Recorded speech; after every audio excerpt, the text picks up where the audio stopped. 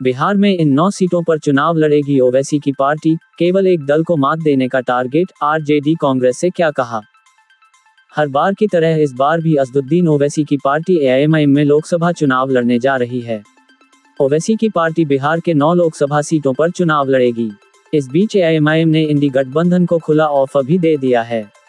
AIMIM ने खुलकर यह भी बता दिया है कि बिहार में किस पार्टी को वह टारगेट करना चाहते हैं।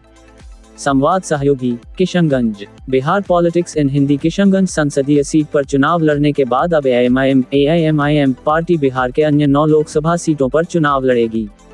पार्टी के general secretary engineer Aftab Ahmad ने ये घोषणा की। वहीं प्रदेश अध्यक्ष अख्तरुल ईमान ने इंडिया गठबंधन INDIA से कहा, भाजपा को रोकना चाहते हैं तो हमारे पार्टी द्वारा उतारे जा रहे सीटों पर प्रत्याशी नहीं उतारे। किशनगंज के बाद एआईएमआईएम पार्टी अब बिहार के 9 अलग अलग लोकसभा सीट से चुनाव लड़ने जा रही है। शिवहर सीट से राणा रणजीत सिंह के नाम की घोषणा पार्टी के जनरल सेक्रेटरी आफ्ताब अहमद ने किशनगंज स्थित बिहार पार्टी कार्यालय में सोमवार को पत्रकारों को बताया कि बिहार के शिवहर, गोपालगंज, पाटलिपुत्र, महाराजगंज, मुजफ्फरपुर, मधुबनी, जहानाबाद, काराका और वाल्मीकिनगर नगर या मोतिहारी दोनों में से किसी एक सीट पर चुनाव लड़ने जा रही है। उन्होंने कहा कि शिवहर सीट से राणा रणजीत सिंह के नाम की घोषणा की गई है। बाकी अन्य प्रत्याशियों की घोषणा जल्द की जाएगी। इस दौरान उन्होंने किशनगंज लोकसभा सीट के प्रत्याशी सह प्रदेश अध्यक्ष अख्तरुल ईमान की जीत का दावा भी किया। हम किसी का वोट काटने नहीं जा रहे। अख्तरुल ईमान बताते चलें कि अख्तरुल ईमान किशनगंज लोकसभा सीट से एआईएमआईएम की टिकट पर 26 अप्रैल को दूसरे चरण में चुनाव लड़ चुके हैं।